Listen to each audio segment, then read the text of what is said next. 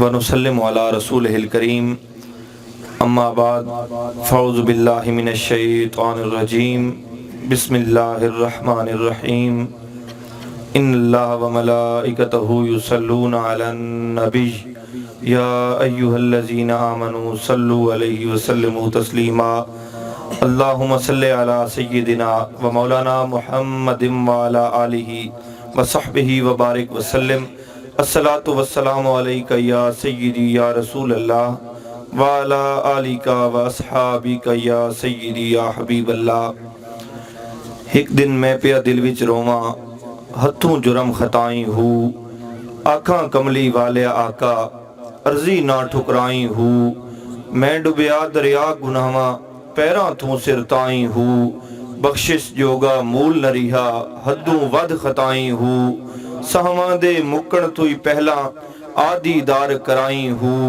पहली रात कबर विच मेरी मुख दा नूर वसाई हूँ जद आमाल तरकड़ी तुलसन झात करम दी पाई हूँ मैं डरसा मेरे कोल खलोवे मैनू छड़ के दूर न जाई हूँ अमल कुचजे पेंडे लंबे दिगदी नू गल लाई हूँ हजरत बोले आसी बंदिया रोग न दिल नू लाई हूँ हथ मेरा तेरी कणते रहसी हशर दिहाड़े ताई हूँ हो सकी ते साल दा फेरा शहर मदीने पाई हूँ बूहा मेरा ना छड़ी मेरे बूहे ते आई जाई हूँ हुण की खौफ नसीर है सानू साड़ा जीवे सिरदा साई हूँ।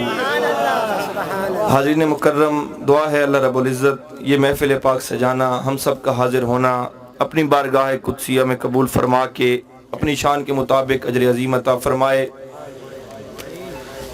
वारिसे मसनद हज़ूर सुल्तानुल आरिफीन कासे में फैज़ान सुल्तानुल आरिफीन हज़रत साहिबजादा सुल्तान फ़याज़ुल हसन साहब आप हजूर की मौजूदगी में मेरे लिए गुफ्तगू करना यकीनन बहुत सी बरकतों का सबब है और मैं आपकी मौजूदगी में आपके दरमियान और आप लोगों के दरमियान ज़्यादा हायल नहीं होऊंगा।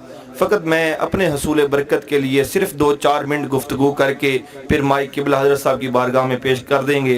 तो दुआ है अल्लाह रब्बुल इज़्ज़त मेरा आपके सामने बोलना मेरे लिए बरकत का बायस बनाए। हाज़रीन मुकर्रम, हज़ूर इस्लाम के मीलाद की महफिल सजाना यकीनन बहुत सारी बरकतों और रहमतों के नज़ूल और हसूल का ज़रिया है।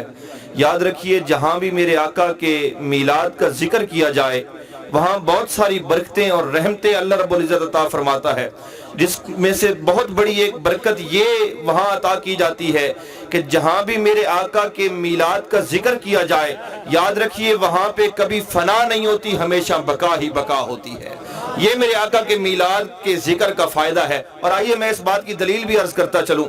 अज़ीज़ मुकर्रम, आप में से जो लोग हज या उम्रा कर रहे हैं वो अपनी आंखों से देख आए होंगे, जो लोग नहीं जा सके उन्होंने सुना ज़रूर होगा कि वहाँ एक पत्थर है जिस पत्थर को मकाम इब्राहिम कहते हैं। उस पत्थर पे हजरत इब्राहिम अलैहिस्सलाम के कदमों के निशान मौजूद हैं। अब पूछिए उलमा से तो उलमा फरमाते हैं कि हजरत इब्राहिम अलैहिस्सलाम जिस इलाके में तबलीग के लिए तशरीफ लाए थे वो इलाका था शाम, फलस्तीन और हिजाज का इलाका। उसमें से ज्यादातर इलाका पथरीला इलाका था। तो मुझे बताइए हजरत इब्राहिम अलैहिस्सलाम पथरीले इलाके में जो तशरीफ लाए थे तो फिर उनके कदम इस पत्थर मकाम इब्राहिम के अलावा बाकी पत्थरों पर भी आए होंगे या नहीं आए होंगे? यकीनन आए होंगे, लेकिन उन बाकी पत्थरों के बारे में आज कोई नहीं जानता कि वो किस सूरत में मौजूद हैं, मौजूद भी हैं या फना हो गए। उन पत्थरों को बका नहीं अता की गई। इस पत्थर मकाम इब्राहिम को बका क्यों अता फरमा दी गई? हालांकि उन पत्थरों पे भी उसी हस्ती के कदम आए होंगे, इस पत्थर पे भी उसी हस्ती के कदम आए, उनको बका नहीं मिली। इसको बका क्यों मिल गई? इसका सिर्फ और सिर्फ एक ही जवाब है और वो जवाब ये है कि इस पत्थर मकाम इब्राहिम को बका इस वास्ते अता फरमा दी गई क्योंकि इस पत्थर पे खड़े होके हजरत इब्राहिम अलैहिस्सलाम ने हमारे आका का मीलाद पढ़ा था। इसी पत्थर पे खड़े होके हजरत इब्राहिम अलैहिस्सलाम ने अल्लाह रब्बुल इज़्ज़त की बारगाह में ये दुआ की थी कि मौला उस नबी आखिर उस ज़मान को भेज दे। तो जिस पत्थर पे खड़े होके हमारे नबी के मीलाद की दुआ की गई, उस मीलाद की दुआ के वसीले से अल्लाह रब्बुल इज़्ज़त उस पत्थर को बका अता कर देता है। तो फिर मेरे आका का जो गुलाम आज अपने घर में, अपनी बस्ती में, अपने मोहल्ले में जहां भी मुस्तफा के मीलाद की महफिल सजाएगा वहां हमेशा बका ही बका होगी। اور وہ جگہ فنا سے محفوظ رہے گی۔ تو یہ اللہ کے محبوب کے میلاد منانے کی برکت ہے، تو ہم کیوں نہ اس محبوب کا میلاد منائیں۔ اور آؤ میں اسی کا میلاد منانے کا ایک اور فائدہ عرض کر کے اپنی گفتگو کو سمیٹ دوں گا یہیں۔ حضرین مکرم، آج بہت سارے ذہنوں میں یہ سوال پیدا ہوتے ہیں کہ آپ لوگ میلاد کی محفلیں سجاتے ہیں، وقت نکالتے ہیں، پیسہ لگاتے ہیں، آپ کو میلاد منانے سے کیا فائدہ ملتا ہے؟ میلاد کی محفلوں میں جانے سے کیا فائدہ ملتا ہے؟ تو حضرین مکرم یاد رکھیے، میلاد کی محافل میں جانے سے ہمیں بہت سارے دوسرے فائدوں کے ساتھ ایک بہت بڑا فائدہ یہ ملتا ہے کہ ہمارے سینوں میں جو اپنے نبی کا ادب ہے اس ادب میں اضافہ ہوتا ہے، یہ فائدہ ہمیں ملتا ہے۔ اور نبی پاک کا ادب کتنی بڑی چیز ہے کہ بلا حضرت صاحب کی موجودگی میں یہ بات ذمہ داری سے عرض کر رہا ہوں۔ حضرین مکرم، نبی پاک کا ادب یہ اتنی بڑی چیز ہے کہ اگر مسلمان کے سینے میں اپنے نبی کا ادب ہے تو مسلمان کے سارے اعمال قبول ہیں۔ اگر مسلمان کا سینہ اپنے نبی کے ادب سے خالی ہو جائے تو اس کو کوئی نیک عمل بھی رب کی بارگاہ میں قبول نہیں ہو سکتا۔ ادب مصطفیٰ اتنی بڑی چیز ہے۔ اور آئیے میں اس کی بھی دلیل عرض کرتا چلوں۔ حضرین مکرم، اس امت میں ایک محقق گزرے ہیں جن کا نام ہے امام سہیلی۔ امام سہیلی رحمۃ اللہ علیہ نے ایک روایت بیان فرمائی ہے۔ وہ فرماتے ہیں کہ اللہ رب العزت کا ایک فرشتہ تھا جس کا آسمانوں پہ تخت لگتا تھا، اس کے تخت کے ارد گرد 70,000 فرشتے ہر لمحہ اس کی خدمت کے لیے موجود رہتے تھے، اور اس فرشتے کے ہر سانس کے بدلے ایک نیا فرشتہ پیدا ہوتا تھا۔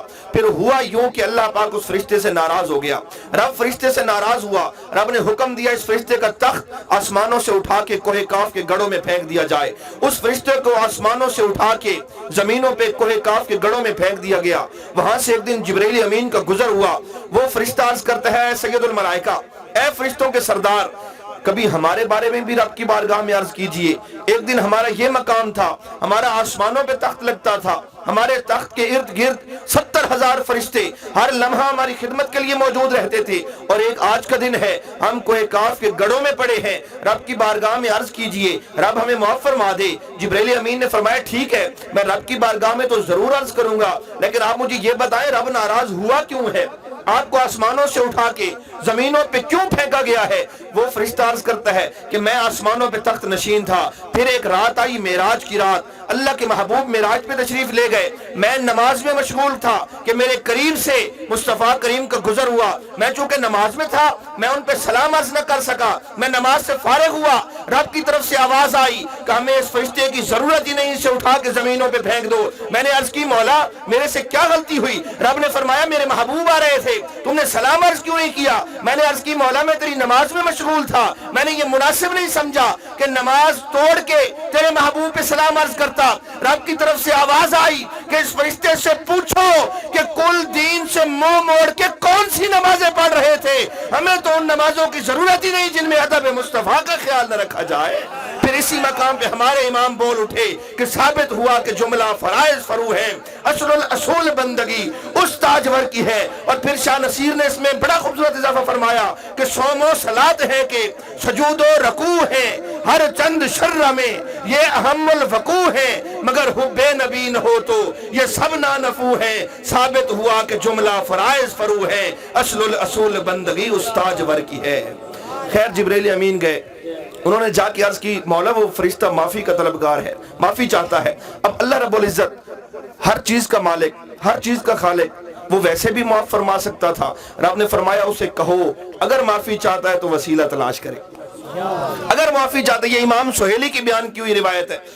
اللہ رب العزت نے فرمایا کہ اس فرشتے سے کہو اگر معافی چاہتا ہے تو وسیلہ تلاش کرے۔ جبرائیل امین آئے، اسے کہتے ہیں وسیلہ ڈھونڈو، رب معاف فرما دے گا۔ وہ عرض کرتا ہے، سید الملائکہ آپ نے اتنی مہربانی فرمائی ہے، رب کی بارگاہ میں جا کے میری بات کی ہے، وسیلہ آپ خود بتا دیجئے۔ جبرائیل امین نے فرمایا کہ تم مصطفیٰ کریم اور آپ کی آل پاک پہ درود بھیج دو، رب معاف فرما دے گا۔ اس فرشتے نے درود بھیجا، درود بھیجنے کی دیر تھی کہ رب نے معافی کے پروانے عطا فرما دیے۔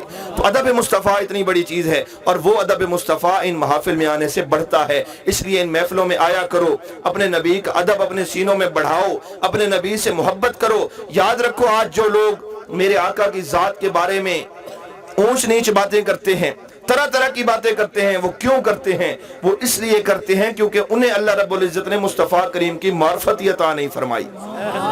جنہیں اللہ پاک نے مصطفیٰ کریم کی معرفت عطا فرما دی ہے، پھر ان لوگوں کی زبانیں اپنی ہیں، ان لوگوں کے انداز اپنے ہیں، پھر جنہوں نے دیکھا ہے بات ہر ہستی نے ایک ہی کی ہے. دیکھیے نا اعلیٰ حضرت بریلوی، آپ نے حسن مصطفیٰ دیکھا، پکار اٹھے لَقَ بَدْرٌ فِي الْوَجْهِ الْأَجْمَلِ خط حالائے ماہ زلف ابر اجل. لَقَ بَدْرٌ فِي الْوَجْهِ الْأَجْمَلِ خط حالائے ماہ زلف ابر اجل. اعلیٰ حضرت گولوی، حضرت پیر مہر علی شاہ صاحب رحمۃ اللہ علیہ، آپ نے حسن مصطفیٰ دیکھا، یہی بات اپنے الفاظ میں لکھ ڈالی. فرمایا مکھ چند بدر شاشانی ہے، مٹے چمکدی لاٹ نورانی ہے، کالی زلف تے آنکھ مستانی ہے، مخمور رکھی مد بریاں. اعلیٰ حضرت بریلوی نے اپنے آقا کی شان دیکھی تو پکار اٹھے کہ اے بس خام نوائے رضا، نہ یہ طرز میری نہ یہ رنگ میرا، ارشاد احبہ ناطق تھا، نہ چار اس راہ پڑا جانا. پیر صاحب کو مصطفیٰ کریم کی شان نظر آئی، آپ نے یہی بات اپنے الفاظ میں لکھ ڈالی. فرمایا سبحان اللہ ما اجملکا ما احسنکا ما اکملکا. کتے مہر علی کتے تیری ثنا، گستاخ رکھیں کتے جاڑیاں. تو جن لوگوں کو آقا کریم کی شان نظر آ گئی، ان لوگوں کی زبانیں اپنی تھیں، انداز اپنے تھے، بات ساری ہستیوں نے ایک ہی کی. اور اس بات کو اگر مفہوماً عرض کرنا چاہوں تو سب نے یہی کہا کہ ساری کائنات رب نے بنائی ہے، ساری کائنات کو بڑا خوبصورت بنایا ہے، بڑا اچھا بنایا ہے. مصطفیٰ کریم کو بھی رب نے بنایا ہے، لیکن مصطفیٰ کریم کو بنایا ایسا ہے کہ اپنے بنائے ہوں میں بھی کوئی مصطفیٰ جیسا نہیں بنایا. ان سب نے یہی ہمیں عقیدہ سکھایا ہے. اپنے آقا کی ذات کے بارے میں عقیدہ صحیح رکھ کے، اپنے آقا کی محبت اور ادب سینے میں رکھ کے زندگی گزاریں. اللہ رب العزت ہمیں اپنے آقا کا وفادار رکھے اور ان نیک لوگوں کی نسبت تا قیامت ہمیں بھی اور ہماری آنے والی نسلوں کو بھی ایسی نسبتیں میسر فرمائے. اللہ پاک یہ محفل سجانا، ہم سب کا حاضر ہونا اپنی بارگاہ میں قبول فرما کے اپنی شان کے مطابق اجر عظیم عطا فرمائے. آمین آمین.